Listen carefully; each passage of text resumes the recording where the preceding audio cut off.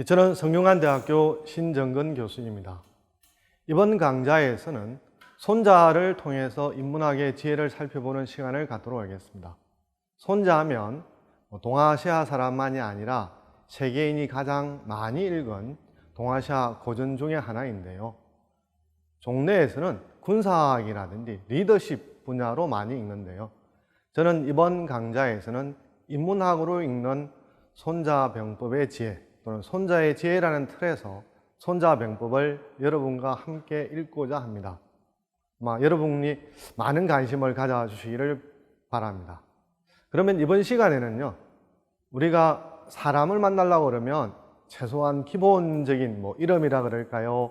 취미라고 그럴까요? 어떤 간단한 기본적인 정보를 파악해야 되지 않습니까? 그래서 첫 시간에는 손자를 이해하는 기본 정보라는 주제로 여러분과 함께 이야기를 나누어 보도록 하겠습니다.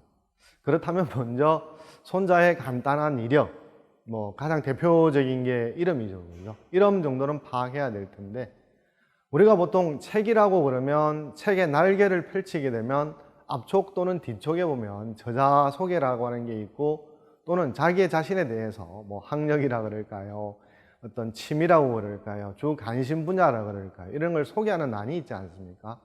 그런데 여러분들이 보시거나 또는 보시게 될 손자 또는 손자병법의 책에 보면 저자 소개가 하나도 없습니다. 따라서 책을 통해서는 책의 어떤 앞뒤면을 통해서는 손자가 어떤 사람인지 알 수가 없고요. 그리고 본문을 읽어 나가더라도 손자는 본문 속에서 자기의 이력이라고 그럴까요? 자신의 취미라고 그럴까요? 어떤 개인 신상에 대해서 전혀 언급을 하고 있지 않습니다.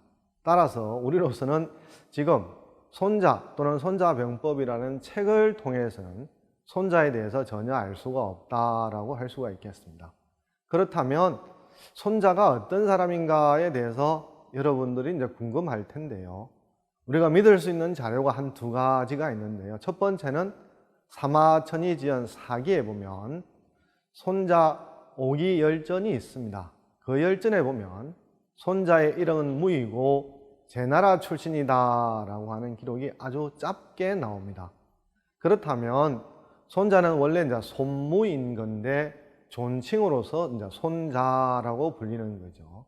그리고 이 손무라고 하는 사람의 고향은 이제 제나라 사람이라고 할 수 있습니다. 그런데 사기 손자 열전에 보면 손자는 어떤 제나라에서 별다른 활약을 한 게 아니라 오나라에서 장군으로 활약을 했다라는 기록이 나옵니다. 특히 그 손자는 오나라에서 장군이 되어서 오나라에서 서쪽에 있는 초나라와 대결하는 과정에서 큰 군功을 세운 걸로 나와 있습니다. 그렇다면 여러분들이 이점에서 궁금증이 하나 생기죠, 그죠? 왜 제나라 출신인 손무가 어떻게 오나라로 가서 장군으로 활약하게 되었을까라는 의문을 하나 가질 만한데요. 앞서 손자의 이름이라든지 손자의 어떤 출신이 어디라고 말한 사기에 보면 이에 대해서는 어떤 실마리, 어떤 정보도 없습니다. 결국 그렇다면 우리는 이제 사기가 아니라 다른 책에서 이에 대한 실마리를 찾아야 되는데요. 다행히 호안시대 조엽이라는 사람이 지은 5월 춘추라는 책이 있는데요. 그 책에서 함려내전이라는 편에 보면 어떤 손자에 대한 좀 정보가 나오고 있습니다. 즉, 그 당시에 초나라 출신인 오자서가 오나라에 와서 함려와 함께 군사 문제에 대해서 언론을 하고 실질적인 중임을 맡고 있는 상태였습니다. 이때 함려는 이 오자서에게 초나라에게 어떤 전쟁을 하려고 할 때 인재가 어디 있는지에 대해서 여러 차례 질문을 던지게 됩니다. 이때 오자서는 두말 없이 이제 함려에게 추천을 하게 되는데요. 이런 측면에서 보면 손자가 오나라에서 활약을 하게 되는 과정이 좀 다르죠. 왜냐하면 여러분도 알다시피 제자백가라고 한다면 각 나라를 다니면서 제후들을 만나서 자기 정견이라 그럴까, 자기 어떤 이상이라고 하는 걸 펼치지 않습니까? 그것을 우리는 이제 유세한다. 그리고 이제 유세객 이렇게 말하는데, 이렇게 보면 손무는 함려에게 어떤 유세를 하지 않고 장군이 됐다는 측면에서 보면 춘추 시대에 어떤 제자백가가 겪었던 일반적인 경로를 겪지 않았다라고 할 수가 있겠죠. 그런 측면에서 그러면 손자가 어떻게 합류하게 됐냐에 대해서는 결국은 이제 오자서의 출천이 결정적인 이제 어떤 증거가 된 셈이죠. 그런 측면에서 이 오자서가 합류에게 손자를 추천한 것과 관련해서 하나의 고사가 있는데요. 칠천 손자. 칠은 일곱 칠이고 천은 청거하다, 추천하다. 뭐 손자는 누군지 아시겠죠? 그러면 누구한테 추천했다는 뜻입니까? 주어는 오자서가 되는 거죠. 오자서가 오나라 왕 합녀에게 손자를 7차례에 걸쳐서 추천했다, 이런 뜻이죠. 이때 7이라고 하는 것은 이제 횟수라는 뜻도 있습니다만 여러 차례, 쉬지 않고 자주, 이런 뜻으로 보는 게 더 원래 의미에 맞지 않을까 싶습니다. 그러면 뭐 간단하게 오자서가 합녀에게 손자를 추천하는 맥락을 살펴보면요.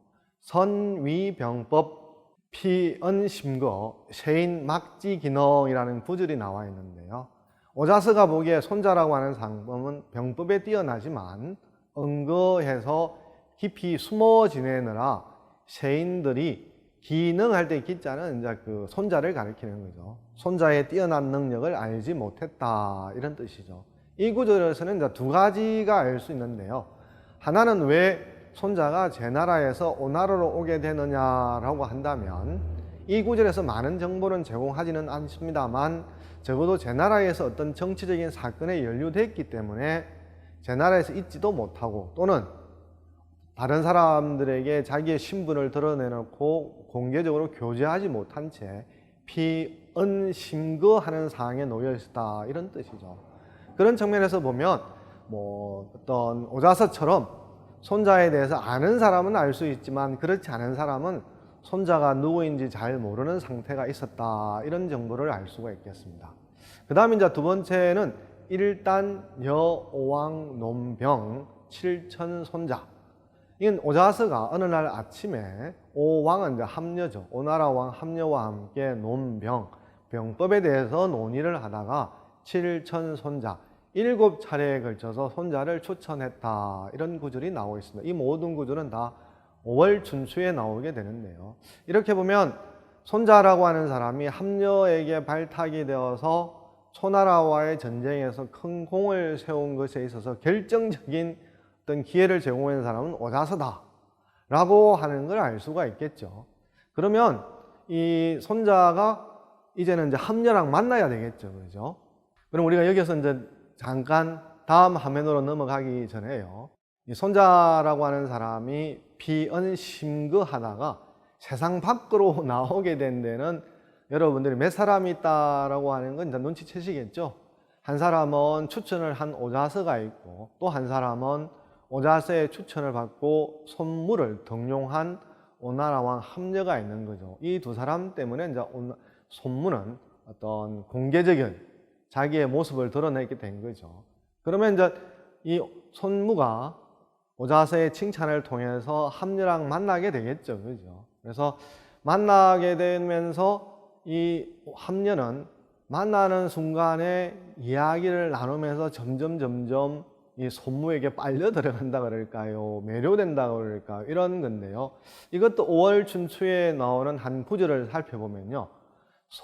손자 문희 논병 매진 1편 왕부지 부지칭선 기의 대열. 이런 소자는 이제 부르다, 초대하다, 이런 뜻이잖아요. 주어는 합녀겠죠. 합녀가 궁에서 손자를 불러서 문희 논병, 병법에 대해서 논의를 하면서 자기가 궁금하거나 더 알고 싶은 것에 대해서 질문을 한 거죠. 그래서 매진 1평, 이 1편이라고 하는 것은 오늘날 전해지는 손자 13편하고 관련이 있는데요. 13편 중 한 편에 대해서 이야기를 나눌 때마다 왕, 부지, 왕은 자기도 모르는 새, 부지 칭선, 입으로는 아 좋다, 아 좋다 이렇게 칭찬을 하고 마음으로는 깊이 기뻐했다, 즐거워했다, 이런 뜻이죠. 그러면 적어도 우리는 합녀와 손무의 만남을 통해서 두 사람이 크게 일을 벌일 수 있는 뭔가 전조가 보인다, 이렇게 생각하겠죠.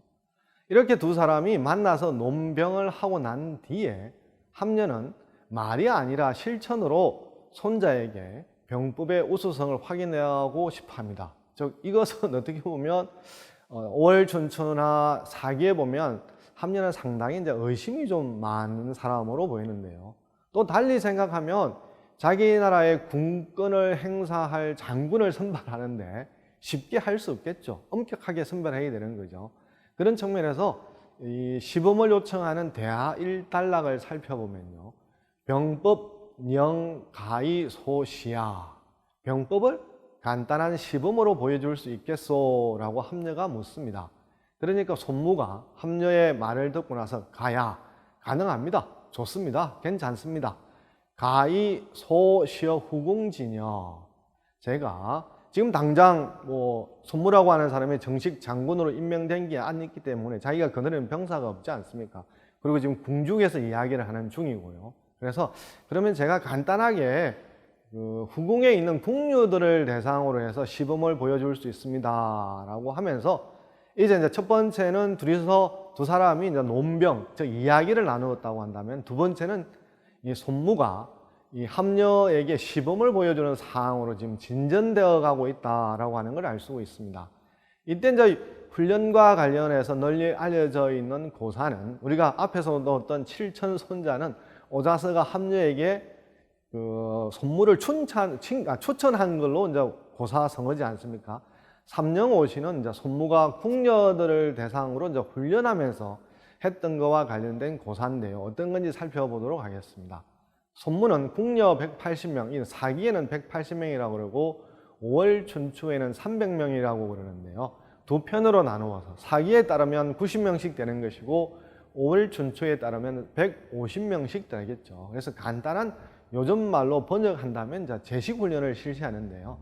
궁녀들은 일종의 군사훈련, 이제 손무가 실시하는 군사훈련을 진지하게 생각한 게 아니고 일종의 게임으로 생각해서 손무가 훈련 명령을 하다할 때마다 배시시 웃거나 하면서 지시에 따르지 않죠. 그래서 손무도 또 인정을 하죠.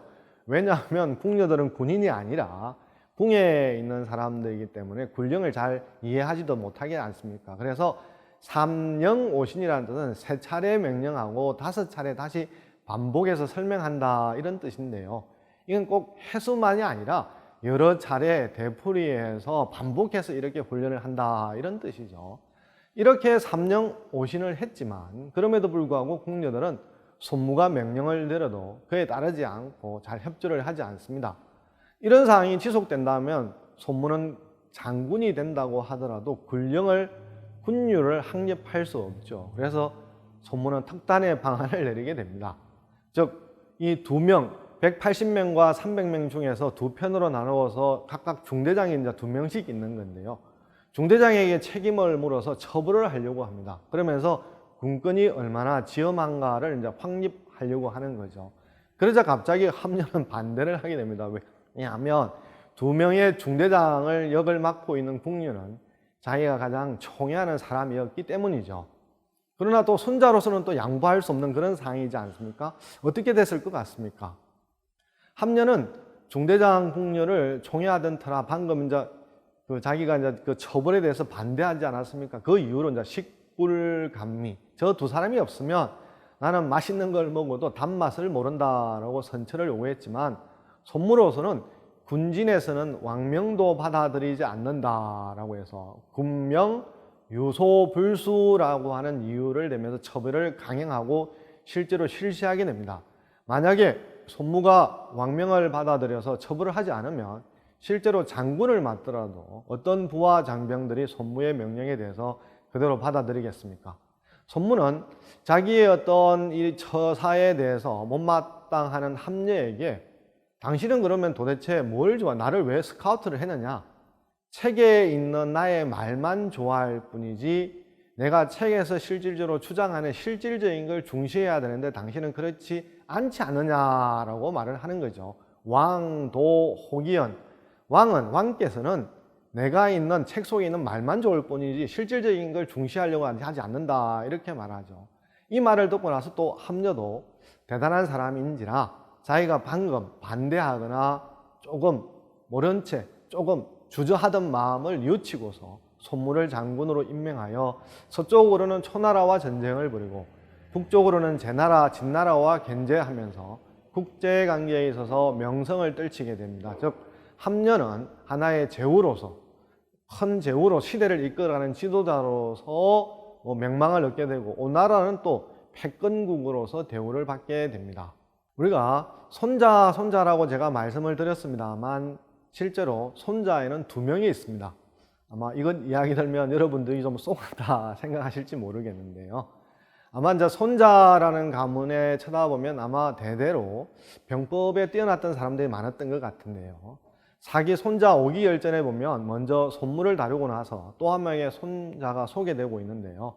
손무가 죽고 난 뒤 100여 년 뒤에 제나라에서 손빈이라는 사람이 활약을 했다고 합니다. 빈은 무렵 형벌을 받은 사람을 가리키게 되는데, 왜 손빈이 이런 이름을 가지게 됐냐 그러면, 손빈은 자신과 동문소학했던 위나라의 방연이라는 사람이 있습니다. 그런데 이 방연이라는 사람이 동문소학을 하면서 손빈이 자기보다 재능이 이제 뛰어나죠. 그래서 이제 위나라로 초대를 해서 누명을 세워서 어떤 손빈이라는 사람에게 이제 빈형을 받게 해서 손빈이라는 사람의 이름이 나오게 된 역사입니다.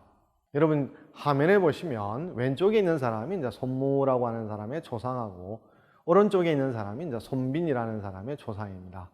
손빈은 이렇게 형벌을 받고 나서 즉 일종의 장애잖아요. 그래서 자기 스스로가 좀 부끄러워했는지 세상에 나타나지 않고 은거하게 사는데, 요행이 이때 제나라 장군 전기라는 사람에게 발탁이 됩니다. 그래서 전기라는 사람을 이 손빈을 데리고 이제 제나라를 오게 되자, 제나라에서는 손빈에게 이제 장군으로 임명하려고 했지만, 손빈은 자기가 어떤 빈형을 당했던 사람이 장군이 되면 어떤 병사들이 자기를 존중하지 않을 거라고 그러면서 어떤 보좌관, 전략을 짜는 군사 역할에 만족을 합니다. 이때 이제 이 손빈이라는 사람이 자기의 식견, 능력을 발휘할 기회가 있는데요. 위나라와 조나라가 연합해서 한나라를 침공하자 한나라가 제나라에게 구원을 요청하게 됩니다.